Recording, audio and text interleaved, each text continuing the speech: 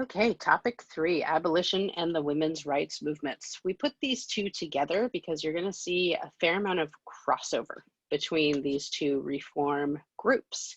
So in fact, the women's movement is born out of them not being able to participate at an equal rate in the abolition movement. So there's a great deal of women, including Elizabeth Cady Stanton, Lucretia Mott, Lucy Stone, who are turned away by the leaders of the abolition movement, and they're basically told, well, what are you going to do, make the coffee, that kind of thing. And so they're forced to examine their own change and their own lack of representation in our society at large. So that's why we put them in together.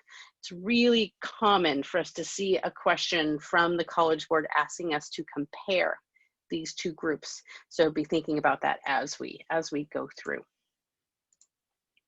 All right, so how is this happening? Kind of what's the progression here? So we've got our market revolution going on in the 1820s, the start of the factory system and all of that. And then we've got these social reform movements that are being born out of the Second Great Awakening during this time period as well. And so that's what we've been exploring there. And then those are going to in turn lead to the abolition movement in the 1830s, and then the women's rights movement in 1848. Note that you do have a fluency fact associated with the women's rights movement, and that is the Seneca Falls Convention. Great, so you'll see all of these links on your document, but you have a bunch of little video clips to watch on these different reformers, and they're all coming from different experiences, different backgrounds. So pay attention to what is bringing them to this fight. Why are they expending time and energy and money on this, and what kind of tactics they are using, and consider to what extent they are successful, and put that into your notes. So you'll fill in your chart while you watch these. So the first one is going to be from our textbook author, from Eric Foner. He is an expert on this time period, so we love having his voice here. So he is an expert on the Civil War and the antebellum period. So he's going to be talking about free speech issues. So take a look at that. And then you'll learn about the Grimke sisters. So they're a really fascinating example because they are Southerners and their families are slave owners, to the point where one of the Grimke sisters, for her 12th birthday, is given a slave, and she's kind of horrified by it. And so that's what brings her to the abolition movement. So a really powerful statement to have Southern women into this movement. They similarly will not be given the same amount of opportunity to engage in the abolition movement as their male counterparts. So they'll be a big part of the women's rights movement as well. Okay, so you're going to see a lot of gatherings and meetings, and you're going to have the Lyceum movement. So this is when people are traveling around the country and speaking, doing a lot of consciousness raising, and that is what is going to introduce people to Frederick Douglass and Garrison. And so let's talk more about Garrison. So he is a really important figure. He kind of discovers Frederick Douglass and brings him to the Lyceum movement. He is very famous for his newspaper, The Liberator. So this is an abolitionist newspaper. We see excerpts from The Liberator on the AP test all the time. So he founds the American Anti-Slavery Society in 1832, another great piece of evidence. And he's one of the few male abolitionists that is going to fight for women's rights as well. And he is calling for immediate emancipation, not gradual. So that's an important distinction. Some of our abolitionists are calling for gradual emancipation.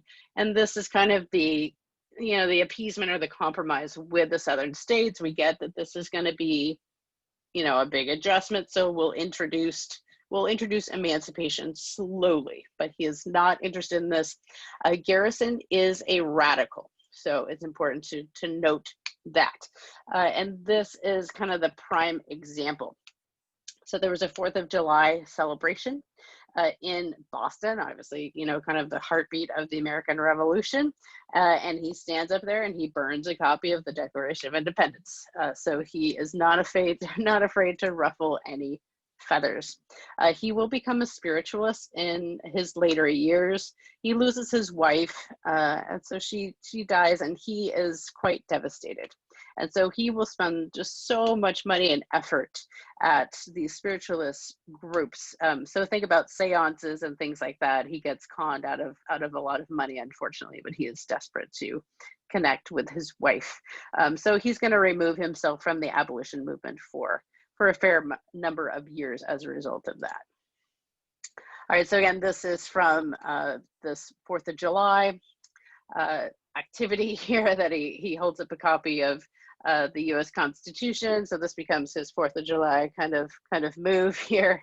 And he brands it as the source and parent of all other atrocities, a covenant with death and an agreement with hell. So it's burning to ashes, and he cries out, "So perish all compromises with tyranny, the only remedy in our case." And he exclaims at the end, this should be a dissolution of the Union. As you can imagine, this is not going to go over terribly well. He will be attacked. They will throw a rope around his neck. He will be dragged around the streets of Boston. Important to note, Boston, an important city for abolition. This is not a slave region, really at all. So it's pretty telling that even in abolition areas, he's not going to be well liked. All right, so make sure you take time and dig through the Liberator document. Again, we want to get familiar with that because we do see excerpts from that on multiple choice. We've seen it in DBQs as well.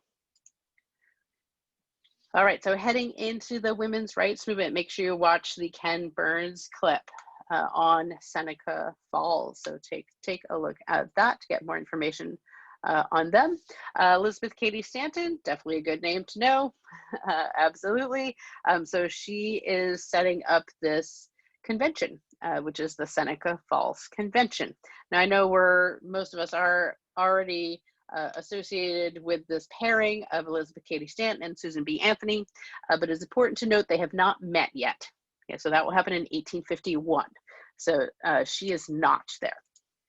All right, so this is Lucretia Mott, Elizabeth Cady Stanton, and so there are 300 women and 40 men that attend, and so they're creating this document. So this is the Declaration of Sentiments, but only a third of them will sign it by the end.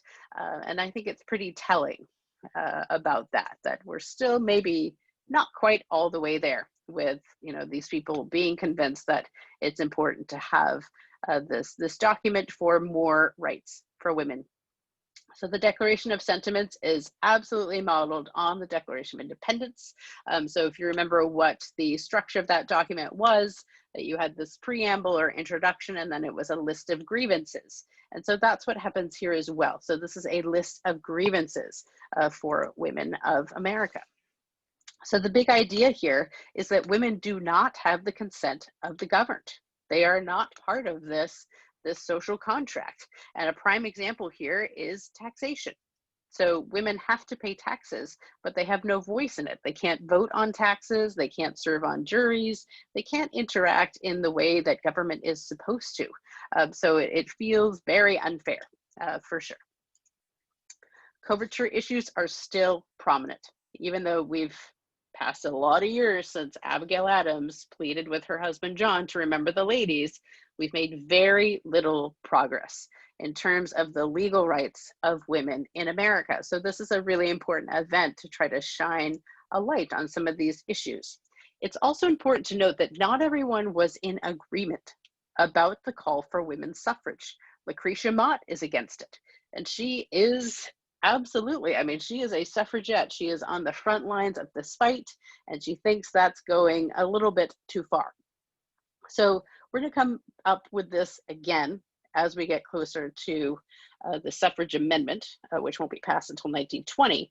But, kind of what's the argument, even for women to say, no, I don't want to vote.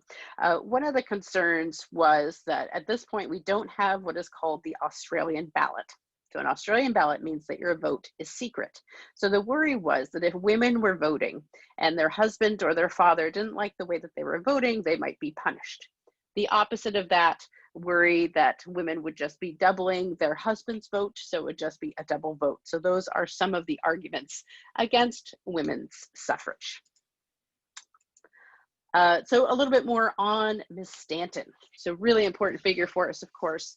So she's born to a super rich family in New York. So she's highly educated. She's learning Greek and Latin, and then attends the Troy Seminary in New York. And she marries an abolitionist. His name is Henry Stanton. They have a really unusual marriage for the 1800s. The fact that she is, she's combining her maiden name and her married name was unusual at the time for sure. And so he's very into the women's movement as well. So he was her biggest supporter in all of this. So they spend their honeymoon at the World's Anti-Slavery Convention in London. Not many marriages can say that. And so this is where she meets Lucretia Mott, and this is a really important friendship that is going to set the foundation for the women's rights movement.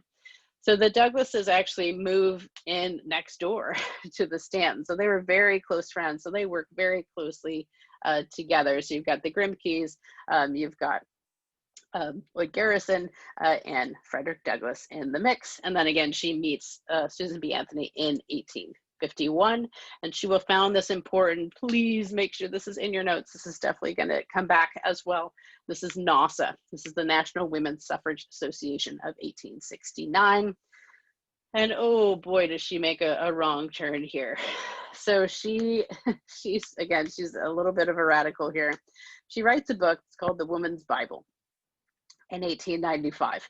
So basically she went through the Bible and rewrote it from the perspective of women. And as you can expect, this didn't go over very well. And so this is really just gonna be the thing that hangs around the neck of NASA and the suffrage movement, that it really was a wrong turn. It was too radical. She's urging women to see the role that masculine theocracy is having in their submissive legal status. So it goes a step too far for a lot of people, even as we're getting into 1920. So many years after this, they're bringing in, the anti-suffragists are bringing in copies of this book of the Women's Bible to try to destroy this movement. So there it is. There's the women's Bible. And so she says, the Bible and the church have been the greatest stumbling blocks in the way of women's emancipation. Okay, and then we would be remiss if we did not talk about Sojourner Truth. So fascinating woman. And she is someone that is going to encapsulate both the abolition movement and the women's rights movement. Really impressive speaker, especially given that she was illiterate. But she makes this really powerful speech called Ain't I a Woman? So you'll be able to take a look at that document. So really impressive. So she's going to be bringing in this idea that we would refer to today as double jeopardy. So someone like Sojourner Truth being discriminated against twice, once because she's Black and a second time because she is a woman. And so this was as you can probably guess, her name was a name that she chose herself. So once she comes to freedom, she chooses this name for herself. So to sojourn is to travel. And so that's what she does. She travels and tells people the truth about the experience of slavery. All right, and there's your fluency fact for Seneca Falls. So magical year, 1848. So make sure that you have that one in there. All right, and that's it for the lecture video. So now you are going to be researching temperance and asylum reform. So you'll have some pages in the textbook to take a look at, and you'll see some documents and then a couple of optional podcasts there if you're interested. I highly, highly recommend the mass incarceration episode. So you really would only need to listen to the first half for this particular time period. But if you're interested in prison reform and that's a topic that you want to know more about, this is a really great starting point. And then for your optional one for temperance, so this is the movement to try to outlaw alcohol. Carrie Nation is a fascinating figure. So she was involved in the temperance movement. And she was quite unorthodox. So she was famous for going into these bars and saloons. She would bring these church-going women with her singing songs from church, and she has an axe. And she was very famous for her axe. And they go in and they would start busting up the bar, and it was quite a terrifying experience, I'm sure, for the bar goers. So definitely check that out if you're interested. She's a fascinating lady. It's a two-parter, but this one is part 1. So this talks about her background and how she comes to the temperance movement. But again, those are optional. And then part 3 is your thesis practice in Canvas. This is the most important piece. So remember, I've talked about this in class, that even though we're doing this asynchronously, I need to know who is engaging with the material. And so this is the way that I'm going to be doing that. So take a look at the thesis practice in Canvas, and that is for attendance. So it needs to be done by 4 p.m. of the day that you would have been in class. So if you're in 5th period, then that needs to be done on Thursday. If you're in an even class, 2, 4, or 6, that needs to be done on Friday. Okay, so please let us know if you've got any questions, and we will try to clarify those going forward.